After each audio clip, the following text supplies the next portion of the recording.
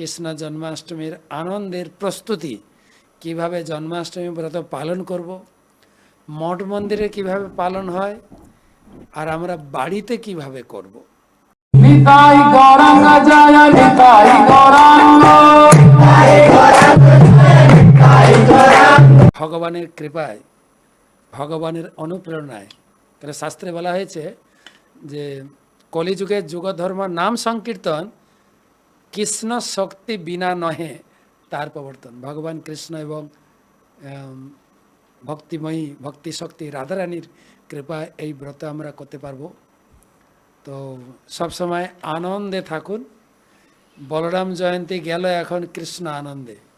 কৃষ্ণ জন্মাষ্টমীর আনন্দের প্রস্তুতি, কিভাবে জন্মাষ্টমী ব্রত পালন করব, মঠ মন্দিরে কিভাবে পালন হয়, আর আমরা বাড়িতে কিভাবে করব, এই বিষয়ে বিস্তারিত আমাদের সঙ্গে রয়েছেন শ্রীপাদ পদ্মনেত্র প্রভু। আমাদের বৃহৎ প্রকল্প যে নামহট্ট প্রচার, শিল ভক্তিবিনোদ ঠাকুরের প্রতিষ্ঠিত নামহট্ট প্রচার, যেটা স্বয়ং প্রবর্তন করেছিলেন নিত্যানন্দ প্রভু। নদিয়া গদ্রুমে নিত্যানন্দ মহাজন পাতি আছে নামহট্ট, সেই নামহট্ট অফিস খুলেছিলেন, নামহট্ট প্রচার কার্যক্রম শুরু করেছিলেন গদ্রুম দ্বীপে নিত্যানন্দ প্রভু। কালের প্রভাবে সেই ধারার ঊর্ধ্ব হয়ে যায়, পুনরায় ভক্তিবিনোদ ঠাকুর তার পুনঃ প্রবর্তন করলেন, সেও ধারা ধীরে ধীরে ঊর্ধ্ব হয়ে যায়। কিন্তু আমাদের ইস্কন প্রতিষ্ঠাতা আচার্য কৃষ্ণকৃপা আশ্রমূর্তি ছিল অভয় চরণারবিন্দ ভক্তি বেদান্ত স্বামী ছিল প্রভুপাদ, তাকে আবার পুনঃ সংস্কার দিলেন। আর তার উপযুক্ত এবং বিশিষ্ট শিষ্য, তার কৃপাধন সে ছিল জয়পতাকা স্বামী গুরু মহারাজ, সেই নামহট্ট প্রচারের হাল ধরলেন তিনি, এবং তারই কৃপাধন্য শ্রীপাদ পদ্মনেত্র প্রভু। নামহট্টের কয়েকজন কর্মকর্তার মধ্যে একজন বিশিষ্ট কর্মকর্তা, রিজিওনাল কো ডাইরেক্টর, কয়েকটা জেলা দায়িত্বে রয়েছেন। প্রত্যেকটা বাড়ি ঘুরে ঘুরে, পায়ে হেঁটে ঘুরে ঘুরে, হাতে করে শেখানোর মতো ভক্তি করবেন। তো ওনাকে আমরা এনেছি, আর ওনার সান্নিধ্য পেয়েছি। বাড়ি বাড়ি কীভাবে জন্মাষ্টমী করার শিক্ষা দেন। আমাদের এই স্টুডিওর সঙ্গে অনেকে যুক্ত, কয়েক হাজার লোক, তাদের একটু গাইড করবেন কিভাবে সকলে, পরিবারের সকলে মিলে আমরা বাড়িতে কিভাবে জন্মাষ্টমী করব। আর যারা ইস্কন মন্দিরের কাছাকাছি থাকেন, ইস্কনে চলে আসবেন। আপনার সময় কিভাবে কেটে যাবে, সারা দিন ব্যাপী আমাদের ইস্কনে জন্মাষ্টমী 3 দিন। আগের দিন অধিবাস, অধিবাস মানে জন্মাষ্টমী কিভাবে হবে আমরা হাতে জল নিয়ে ভগবানের সামনে সংকল্প করি। পরের দিন একদম ব্রহ্ম মুহূর্ত থেকে প্রোগ্রাম শুরু হয়ে যায়, সে বিষয়ে আলোচনা করব। এবং তার পরের দিন ফিস্ট, পাক্কা 3 দিনের প্যাকেজ অনুষ্ঠান আমরা বাড়িতে কিভাবে করতে পারি। শ্রীপাদ পদ্মনেত্র প্রভু উনি একজন কি বলবো চৈতন্য চরিতামিদের এবং আচার্যগণের যে সমস্ত ভজন গীতি রয়েছেন তার উপর বিশেষ দক্ষতা তিনি লাভ করেছেন গুরু কৃপায়। বিভিন্ন শাস্ত্রের আঙ্গিকে তিনি তুলে ধরবেন। আমরা যে যেখানে থাকি না কেন, আমরা কিভাবে জন্মাষ্টমী ব্রত ভালোভাবে পালন করে কৃষ্ণের সন্তুষ্টি বিধান করতে পারি, বা জন্মাষ্টমী ব্রতটা সুচারুভাবে পালন করে তার সুফল লাভ করতে পারি, সেটাই আলোচনা করা হবে। আর প্রভু তো আছেন আমাদের অতুল কৃষ্ণ প্রভু, সারা বিশ্বের তিনি সূচনা দেবেন। দেশ বিদেশ সারা বিশ্বব্যাপী, এমনকি ইসলাম কান্ট্রি, মিডল ইস্ট, আফ্রিকার নিগ্রো দেশেও, চায়নার মতো পাপি দেশেও, চায়নাকে পাপি দেশে এই অর্থে বলি, করোনা কোথা থেকে শুরু হয়েছিল না? করোনা চায়না থেকে। এত পাপি কি না খায়, আমাদের পরম পূজ্য ভক্তি পুরুষোত্তম মহারাজ বলেন, রাস্তায় যা চলে গাড়ি ঘোড়া ছাড়া সব খায়, আকাশে যা চলে উড়োজাহাজ প্লেন ছাড়া সব খায়, আর জলের তো কথাই নেই। সেই জন্য ওখান থেকে শুরু হয়েছে আর পাপ করোনা, সেই জন্য করোনা। সেই দেশের লোকেরাও সেখানেও জন্মাষ্টমী পালন হচ্ছে। এমনকি আমেরিকার উন্নত শহরে, সম্ভ্রান্ত পরিবারে, এমনকি সরকারি দপ্তরেও জন্মাষ্টমী ব্রত পালন হচ্ছে। সেই বিষয়ে আমরা আলোচনা করব। তো সূচনা দেবেন সারা বিশ্বের জন্মাষ্টমীর সমাচার ওর কাছ থেকে পারবো। আমি আপনাকে অনুরোধ করি, শুরু করি আমাদের আজকে বক্তব্য জন্মাষ্টমী ব্রত। জয়।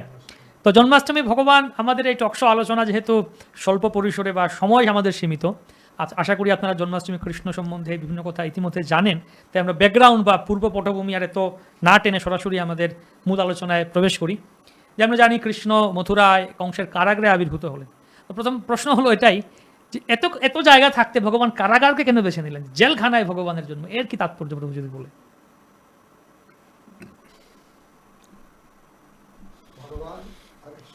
ভগবান এসেছেন যে কোনো জায়গায় আসেন সেই জায়গাটাই পবিত্র, ওনার জন্য কোনো জায়গা দ্বারা অপেক্ষা রাখে না। তবে ভগবান কারাগারে এসেছেন, আর আমরাও সবাই কারাগারেই আছি। আমরা যদি কারাগার থেকে মুক্ত করার জন্য কাউকে তো কারাগারে আসতেই হয়।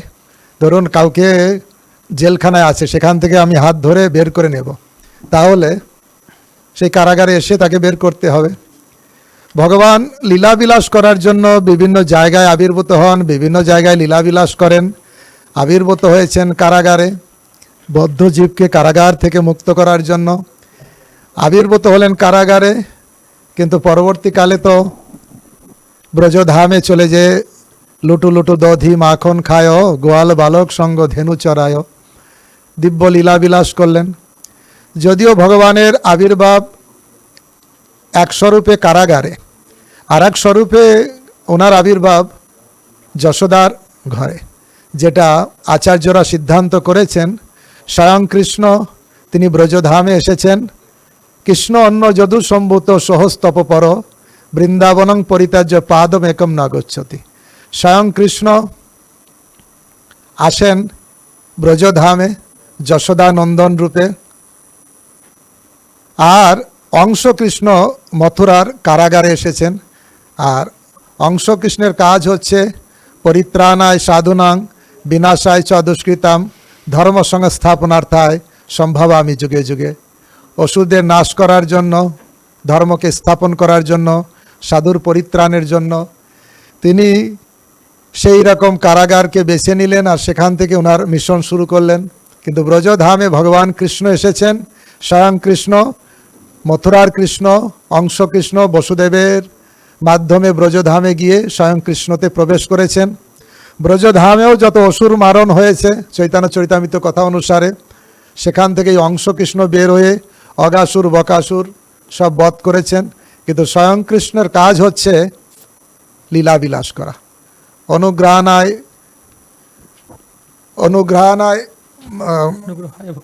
অনুগ্রহানায় ভক্তানাং মানুষিং তনুমাশ্রিত ভজতে তাদিসং ক্রীড়া যা শ্রুত্তা তৎপর ভবেত। ভগবানের আবির্ভূত হওয়ার কারণ হচ্ছে অনুগ্রহানায় ভক্তানাং, ভক্তদের অনুগ্রহ করার জন্য, ভক্তদের প্রীতিবিধান করার জন্য, ভক্তদের আনন্দ বিধান করার জন্য। ভজতে তাদিসং ক্রীড়া, এত সুন্দর লীলাবিলাস করেন যা শ্রুত্তা, যা শ্রবণ করে জগতের মানুষ উদ্ধার পেয়ে যায়। দুটো কারণে ভগবানের আবির্ভাব, অনেক কারণ আছে, দুটো কারণ। এক হচ্ছে রসিক শেখর কৃষ্ণ পরম করুণ, এই দুই গুণ হইতে ইচ্ছার উদ্গম। ভগবান হচ্ছে রসিক শেখর, রস আস্বাদন করতে ভালোবাসেন, আর পরম করুণ, তিনি করুণাময়। এই দুই গুণ হইতে ইচ্ছার উদ্গম, এই দুই গুণের মাধ্যমে প্রভাবিত হয়ে ভগবান এই জগতে আবির্ভূত হন। রসিক শেখর তিনি আবির্ভূত হয়ে ভক্ত সঙ্গে রস আস্বাদন করেন। কৃষ্ণের যতেক লীলা সর্বোত্তম নরলীলা, নরবপু তাহার স্বরূপ, গোপবেশ বেণুকর নবকিশোর নটবর, লীলাতত্ত্ব হয় অনুরূপ। ভগবানের মৎস্য কুর্ম বরাহ যত যত অবতার আছে, সব থেকে শ্রেষ্ঠ যেখানে রসিক শেখর, সে হচ্ছে কৃষ্ণ রূপে যখন তিনি মনুষ্য রূপে লীলাবিলাস করেন। মানুষিং তনুমাশ্রিত, কৃষ্ণের যতেক লীলা সর্বোত্তম নরলীলা। রসিক শেখর রস আস্বাদন করেন ভক্ত সঙ্গে। পরম করুণ, করুণা হয় কি করে, করুণা পরায়ণ কি করে হলেন? ভজতে তাদের সঙ্গ ক্রীড়া, এত সুন্দর লীলা বিলাস করেন যা শ্রুত্তা, যা শ্রবণ করে আমরা উদ্ধার পেতে পাই। ভগবান যদি না আসতেন, আমরা বসে বসে কার লীলা শুনতাম? চোরের লীলা, ডাকাতের লীলা, তাতে কি লাভ হতো? এই জন্য ভগবান আসলেন বলে এই যে জন্মাষ্টমী উপলক্ষে এই যে টক শো, এই যে কথা আলোচনা হচ্ছে, আপনারা যে যেখানে আছেন সেখান থেকে শ্রবণ করার সুযোগ পাচ্ছেন। কি কথা? কৃষ্ণ কথা। আর শ্রবণং মঙ্গলম, শ্রবণ করলেই যে যেখানে থেকে টক শো শ্রবণ করবেন তারই মঙ্গল হবে। সে দেশ দেশান্তরে যেখানে আছেন, মিডিয়ার মাধ্যমে এখন কত সুযোগ। এই আচার্যরা বা ভগবান এইসব পন্থা উত্থাপন করেন যাতে মানুষের কাছে শ্রবণের সুযোগ হয়। তাই ভগবান যদি জগতে না আসতেন, আবির্ভূত না হতেন, লীলাবিলাস না করতেন, আমরা কার কথা শুনতাম আর কি করে উদ্ধার পেতাম? এই শুধু শ্রবণের মাধ্যমেই আমরা জগৎ থেকে উদ্ধার পেতে পারি। সেই জন্য ভগবান এসেছেন কারাগারে, আলাদা আলাদা মিশন, ব্রজধামেও এসেছেন, আলাদা আলাদা প্রোগ্রাম, সব কিছুর একটাই উদ্দেশ্য, আমাদেরকে এই কারাগার থেকে মুক্ত করার জন্য। জয়। হরি হরি বল, জয়। গীতায় ভগবান নিজে বলছেন যে অজ অপি, আমার জন্ম হয় না, আমি অজ। অজ অপি সন অব্যয়াত্মা ভূতানাম ঈশ্বর অপি, আমি সমস্ত ভূতের ঈশ্বর, আমার দেহ অব্যয়, কিন্তু আমি এই জগতে জন্মগ্রহণ করি কেন? না জগতের প্রতি যখন আমার আত্মমায়া, প্রকৃতিম সাম অধিষ্ঠায় সম্ভবামি আত্মমায়া। আত্মমায়া। আত্মমায়া মানে আমার ভক্তরা যখন এই জগতে কষ্ট পায়, তাদের প্রতি মায়া জন্মায়, তখন আমি চলে আসি। প্রভু একটা ভালো কথা বলেন, আমাদেরকে জেল থেকে উদ্ধার করার জন্য ভগবান জেলে এসেছে। বাহ, দারুণ ব্যাপার। লোকের মনে প্রশ্ন জাগে, ভগবান জন্মগ্রহণ করে মন্দিরে, ধামে, কিন্তু প্রভু আরেকটা কথা বলেছেন, তিনি যেখানে জন্মগ্রহণ করেন ওইটাই ধামে পরিণত হয়। ধামে ভগবানকে আসতে হবে না, ভগবানের জন্মস্থানটাই ধামে পরিণত হয়। খুব ভালো, ধন্যবাদ। কত সুন্দর! ভগবানের কি দয়া, অভূতপূর্ব অপূর্ব দয়া, যে জেলখানায় ভগবান আবির্ভূত হয়েছেন আমাদেরকে জেলখানা থেকে উদ্ধার করার জন্য। যাবো শ্রীপাদ অতুল কৃষ্ণ প্রভুর কাছে। যে কৃষ্ণের তো অনেক অবতার, ভগবানের অনেক অবতার আছে, বিভিন্ন অবতার দেখতে পাই, তো কৃষ্ণ অবতারের কি বিশেষত্ব আছে বা কেন স্বয়ং ভগবান বলা হচ্ছে? হরে কৃষ্ণ, খুব সুন্দর প্রশ্ন, খুব সুন্দর বিষয় আজকে ভগবান শ্রীকৃষ্ণের জন্মাষ্টমী মহামহোৎসব উপলক্ষে ইসকনে সারা পৃথিবী, সারা পৃথিবী, সারা বছরে এই জন্মাষ্টমী মহামহোৎসব আমাদের সবচেয়ে গুরুত্বপূর্ণ মহামহোৎসব, এবং আমরা জন্মাষ্টমীর জন্য সবচেয়ে লম্বা উপবাস করি, সবচেয়ে লম্বা লম্বা দুপুর রাত পর্যন্ত। ভগবান শ্রীকৃষ্ণের বিশেষ বিলক্ষণ আছে রূপশিক্ষা। চৈতন্য মহাপ্রভু নিজে শিখাচ্ছেন রূপ গোস্বামী প্রভুপাদকে যে গোকুলে কেবল রতে ঐশ্বর্য জ্ঞানহীন, পুরী দ্বারে বৈকুণ্ঠ আদ্যে ঐশ্বর্য জ্ঞান প্রবীণ। যে আমরা শুনেছি পবনের প্রভু বলছেন মথুরা কৃষ্ণলীলা, দ্বারকা ও কৃষ্ণলীলা আছে দুই, সেখানে তো ভক্তদের ভাব আছে, উপলব্ধি আছে যে শ্রীকৃষ্ণ হচ্ছে ভগবান, ভগবান স্বয়ং পরম পুরুষোত্তম। পুরী দ্বারে বৈকুণ্ঠ আদ্যে ঐশ্বর্য জ্ঞান প্রবীণ, সেখানে লোকজন ভক্তদের উপলব্ধি আছে যে ভগবান শ্রীকৃষ্ণ হচ্ছে ভগবান স্বয়ং ভগবান। তবু গোকুলে কেবল বৃন্দাবনে সেখানে ভক্তদের তাদের উপলব্ধি নেই যে শ্রীকৃষ্ণ হচ্ছে ভগবান। সে কারণে ওনারা ভগবান শ্রীকৃষ্ণকে ভালোবাসেন, ওনারা অনেকে ভালোবাসেন যেভাবে উনি বংশী বাজায়, যেভাবে উনি কথা বলেন, যেভাবে উনি অমৃতময় ব্যবহার করেন তাদের সঙ্গে। এটা বিশেষ বিশেষ ভাব ব্রজধামে, যেখানে ভক্তদের ওনারা জানে না যে কৃষ্ণ হচ্ছে স্বয়ং ভগবান। আর সমস্ত অবতার ভগবানের অবতার, আর সব জায়গায় যেখানে ভগবান অবতীর্ণ হয়েছে সেখানে সেই ঐশ্বর্য জ্ঞান যে উনি হচ্ছে স্বয়ং কৃষ্ণ, স্বয়ং ভগবান, পরম পুরুষোত্তম, সেই হচ্ছে ভগবানের। আর অনেক অনেক অসীম আনন্দ গুণ আছে, অখিল রস অমৃতমূর্তি। রূপ গোস্বামী বলছেন যে ভগবান শ্রীকৃষ্ণ অবতার সব বিভিন্ন রস দেখা যায়, বিভিন্ন ভাবে শ্রীকৃষ্ণের সঙ্গে প্রেম উন্নত করা যায়, বাৎসল্য ভাব, শাক্য ভাব, মধুর্য ভাব। এভাবে আমরা উপলব্ধি করি যে ভগবান শ্রীকৃষ্ণ হচ্ছে স্বয়ং ভগবান, এবং শ্রীকৃষ্ণের জন্মাষ্টমী মহামহোৎসব আমাদের সবচেয়ে গুরুত্বপূর্ণ মহামহোৎসব। ভাগবতে বা বিভিন্ন বেদ পুরাণে, বিশেষ করে ব্রহ্ম সংহিতায় ব্রহ্মা প্রতিপন্ন করছেন ঈশ্বর পরম কৃষ্ণ সৎ চিত আনন্দ। ব্রহ্মাজি এটাকে প্রতিষ্ঠা করেছেন যে কৃষ্ণ হচ্ছেন পরম ঈশ্বর, ঈশ্বর পরম কৃষ্ণ সচ্চিত আনন্দ বিগ্রহ, অনাদির আদি, তিনি স্রষ্টা। এই জগৎকে, জগৎ সৃষ্টির আগেও তিনি ছিলেন। অনাদির আদি গোবিন্দ, সর্বকারণ কারণ, সমস্ত কিছুর পিছনে তিনারই হাত রয়েছে কারণ। এবং সুত গোস্বামীও বললেন এতে চাংস কলাপুংস কৃষ্ণস্তু ভগবান স্বয়ং। কৃষ্ণ স্বয়ং ভগবান, এবং বাকি ভগবানের যত আমাদের অবতার রয়েছে, অবতার এবং কলা কৃষ্ণের প্রকাশ, কিন্তু কৃষ্ণ স্বয়ং ভগবান। বিভিন্ন শাস্ত্রে এর প্রমাণ করা হয়েছে চৈতন্য চরিতামৃতে। একলা ঈশ্বর কৃষ্ণ আর সব ভিত্ত, চাকর সব। যারে আর- জইছে না চাই সে তৈছে করে নিত্য। তো আপনার কত প্রমাণ দরকার যে কৃষ্ণ স্বয়ং ভগবান? ভুরি ভুরি শাস্ত্রে একটাই কথা, গীতা পড়ার আগে যখন গীতা মাহাত্ম্য লোকে পড়ে, গীতা মাহাত্ম্য স্পষ্ট লিখলেন একম শাস্ত্রম দেবকীপুত্র গীতম, যে আমাদের সনাতন ধর্মে একটাই শাস্ত্র দেবকীপুত্রের গীতি, কিটা ভগবদ্গীতা। সেই গীতা পড়ে কি জানবেন?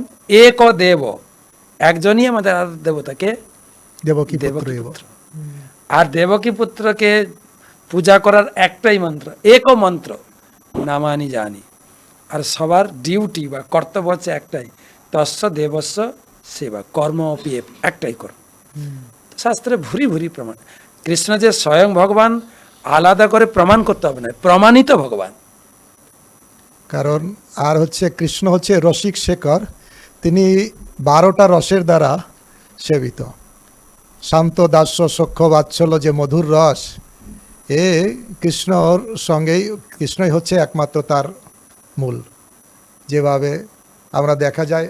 আর মহাপ্রভু সেই রসটাকে শিক্ষা দেওয়ার জন্য, যেটা হচ্ছে সারা জগতে মোরে করে বৈদি ভক্তি, বিধি ভক্তে ব্রজপ্রেম পাইতে নারে শক্তি।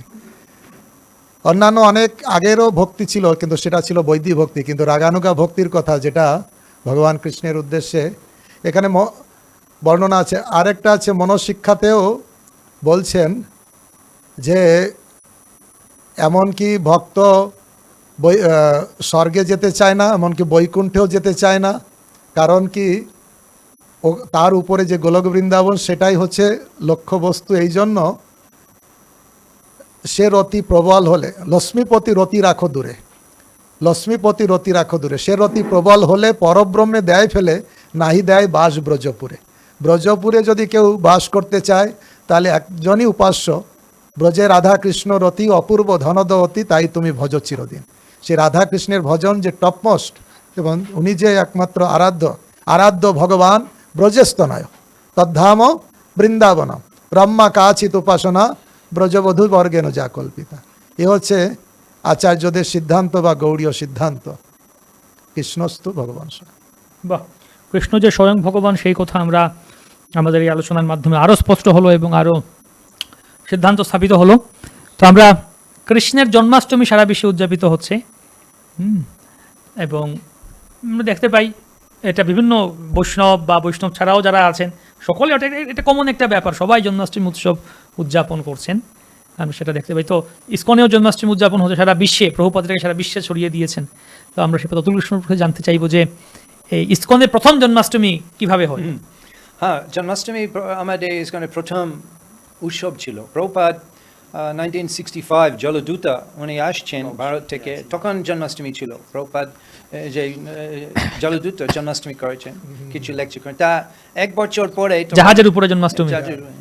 তা এক বছর পরে 1966 তখন ইসকনের প্রথম জন্মাষ্টমী মহোৎসব হয়েছে নিউ ইয়র্ক শহরে। তখন ভক্তদের সবাই নবীন, এবং প্রভুপাদ বলেছেন তাদের উপবাস করতে হবে সারাদিন। ওনাদের এর আগে শুনিনি উপবাস ব্যাপার, প্রথমবার উপবাস করেছেন। প্রভুপাদ বলেছেন দুপুররাত পর্যন্ত যদি কেউ না করতে পারেন তাহলে ফল খেতে পারবেন, প্রভুপাদ বলেছেন। এবং ভক্তদের সারাদিন সেখানে প্রথম ইসকন কেন্দ্র 26 সেকেন্ড অ্যাভিনিউ নিউ ইয়র্ক শহরে ওনারা সারাদিন বসেছিলেন এবং পাঠ করছিলেন। তখন কৃষ্ণ বই ছিল না, তখন গীতা, তবু ওনারা পাঠ করছিলেন। এবং রাত্রে কীর্তন পাঠ, কৃষ্ণ কথা, এবং রাত্রে ওনারা প্রসাদ পেয়েছেন দুপুর রাত্রে। প্রভুপাদ তখন ওনারা সব ভক্তরা বসেছিলেন প্রসাদ পেতে, এবং প্রভুপাদ তখন উনি কৃষ্ণ জন্মলীলা বর্ণনা করেছেন ভাগবত থেকে। এবং জন্মাষ্টমীর দিনেও সেই প্রথম জন্মাষ্টমীর দিনে প্রভুপাদ প্রথম নিজের গ্রন্থ থেকে পাঠ করলেন। তার আগে প্রভুপাদ অন্য একজনের গীতা, প্রকাশিত গীতা উনি পাঠ করতেন। তারপর ভক্তরা বলছেন আপনার নিজের লেখা আপনি পাঠ করুন। তো প্রভুপাদ বলেছেন, তখন প্রকাশিত হয়নি, শুধু ম্যানুস্ক্রিপ্টস লেখা। প্রভুপাদ শুরু নিজের গীতা পাঠ করলেন সেই প্রথমবার জন্মাষ্টমীর দিনে। এবং পরের দিন প্রথম দীক্ষা অনুষ্ঠান হয়েছে, ইসকনের প্রথম দীক্ষা অনুষ্ঠান। 10-15 জন ভক্তরা সেই নন্দ উৎসবে, প্রভুপাদের জন্মদিন। তখন ওনারা বুঝতেন না প্রভুপাদের ব্যাস পূজা মহোৎসবের সম্বন্ধে, তখন ব্যাস পূজা হয়নি। তবু প্রথম দীক্ষা অনুষ্ঠান হয়েছে ভক্তরা এমন নবীন জাপামালা পাওয়া যায় না পাশ্চাত্য দেশগুলিতে জাপামালা নেই ওনারা নিচে দোকানে গিয়ে একটা বোর্ড কাপড়ের বিট ওনারা নিজেই মালা তৈরি করতেন অনেকক্ষণ লেগেছে মালা নিচে তৈরি করতে প্রভুপাদ শিখিয়েছেন কীভাবে মালা তৈরি করে এবং ভক্তরা তখন প্রথম দীক্ষা হয়েছে এমন নবীন ভক্তরা যে ওনারা প্রথমবার 4টা নিয়ম সম্বন্ধে শুনেছেন সে দীক্ষা অনুষ্ঠানে 4টা নিয়ম কি এখন থেকে 4টা নিয়ম পালন করতে হবে অনেক ইতিহাস এবং তখন থেকে প্রতি বছর ইসকন পাশ্চাত্য দেশগুলিতে যেখানে সেখানে প্রভুপাদ রাধা গোবিন্দ মন্দির স্থাপন করলেন যেখানে সেখানে আজকে বড় বৃহৎ বড় মহা মহোৎসব হচ্ছে হাজার হাজার কোটি কোটি মানুষেরা যায় ইসকন মন্দিরে আপনারা যাবেন জায়গা পাবেন না জন্মাষ্টমীর দিনে অনুষ্ঠানে প্রত্যেক ইসকন মন্দিরে সারা পৃথিবী জন্মাষ্টমীর দিনে জায়গা পাবেন না মন্দিরে অত লোক যায় বাহ, অপূর্ব কথা। প্রভুপাদ ইসকনে কীভাবে জন্মাষ্টমী শুরু করেন, প্রথমে জাহাজের উপরে করেন, পরে নিউ ইয়র্কে জন্মাষ্টমী করেন। তা আপনার কি অভিজ্ঞতা? আপনি যখন প্রথমে আসেন ইসকনে, প্রথম যেদিন জন্মাষ্টমী করেন, উপবাস, রাত্রি পর্যন্ত উপবাস সারাদিন, কেমন লেগেছে আপনার? প্রথমবার ইসকন মন্দিরে গিয়েছিলাম জন্মাষ্টমীর দিনে জন্মাষ্টমীর দিনে? হ্যাঁ, বাহ, একজন বন্ধু বলেছেন আসো আমরা যাব কৃষ্ণ জন্ম আছে আমি শুনিনি কৃষ্ণ জন্ম কৃষ্ণ মন্দিরে কিছু শুনিনি তবু গিয়েছি প্রভুপাদের স্থাপিত মন্দির শ্রী শ্রী রাধা বল্লভ মন্দির মেলবোর্ন শহরে এবং দর্শন করলাম এবং তার 2 বছর পরে 1985 আমি জন্মাষ্টমীর দিনে ইসকন অংশগ্রহণ করেছি যোগদান করেন? যোগদান করেছি জন্মাষ্টমীর দিনে তা আমার জন্মাষ্টমীর দিনে অনেক সুন্দর অভিজ্ঞতা আছে প্রথম মহা মহোৎসব ভক্তদের সঙ্গে এবং এখনও খুব আনন্দ পায় জন্মাষ্টমীর দিনে। তো বিদেশেও ভক্তরা এরকম না খেয়ে উপবাস করেন সারাদিন? হ্যাঁ আমরা করি সবাই প্রভুপাদ চেয়েছেন নবীন ভক্তরা প্রথম কথা শুনেছেন উপবাস সম্বন্ধে প্রভুপাদ বলছেন আমরা ভালোভাবে উপবাস করি এবং সেভাবে আমরা এভাবে দিন খুব সুমঙ্গল হয় এবং কৃষ্ণের আশীর্বাদ পায় উপবাস করার ফলে সেভাবে কৃষ্ণ সন্তুষ্ট হন। আমরা তো দেখতে পাই, আমরা তো দেখে আছি ভারতে যারা ইসকনে বা ভক্তিতে যুক্ত হয়েছেন এর আগেও আমরা শুনে আসছি জন্মাষ্টমী একটা কালচার আছে, অনেকে দেখে উপবাস।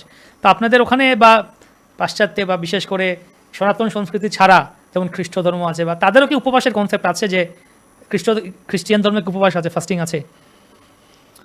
বিভিন্ন ধর্মে বিভিন্ন উপলব্ধি আছে তবু আমি জানি না মানে বিভিন্ন পরম্পরা সম্প্রদায় ওনারা উপবাস করেন খ্রিস্টান ধর্ম এবং আমি জানি না আমার মনে হয় ওনারা ক্রিসমাস ডে ওনারা উপবাস করে না করে না এটা বিশেষ করে আমাদের বৈষ্ণবের সংস্কৃতি এবং আমরা এখন প্রভুপাদের কৃপায় সারা পৃথিবী বিদেশি লোক এবং ভারতীয় যারা থাকেন বিভিন্ন দেশে পাশ্চাত্য দেশগুলিতে ওনারাও সবাই আসেন মন্দিরে ভক্ত বা শুধু এমনি ভারতীয় লোক সবাই কৃষ্ণ কৃপা চায় কৃষ্ণ জন্মাষ্টমী দিনে সেই জন্য হাজার হাজার কোটি মানুষেরা আসেন ইসকন মন্দিরে জন্মাষ্টমী দিনে সারা পৃথিবী। বাহ, অসাধারণ কথা। অনেকে আমাকে প্রশ্ন করে যে ভগবান জন্মতিথি আনন্দ করব, খাবো, নাচবো, এই উপবাসটা আপনাদের সব ভালো, এই উপবাসটা একটু বেশি জানি না কার কি জন্মদিনে বেশি খাওয়া দাওয়া, ঘরে উৎসব হবে, খাওয়া দাওয়া উৎসব হবে, রান্না বান্না বেশি হবে। আমি যতটুকু গুরুবর্গের কাছে শুনেছি যেটা আমি লোককে বলি, যেটা আমাদের গুরুবর্গ বলেন উপবাস মানে ভগবানের নিকটে বাস। ওই দিন ভগবানের নাম জপ করা, ভগবানের পূজা করা, ভগবানের জন্য শৃঙ্গার করা, ভগবানের নাম প্রচার করা, এত ব্যস্ত থাকে খাওয়া দাওয়ার কথা ভুলে যায়, আর খাওয়া দাওয়ার সময় থাকে না, এটা একটা বড় জিনিস। সেই জন্য উপবাস।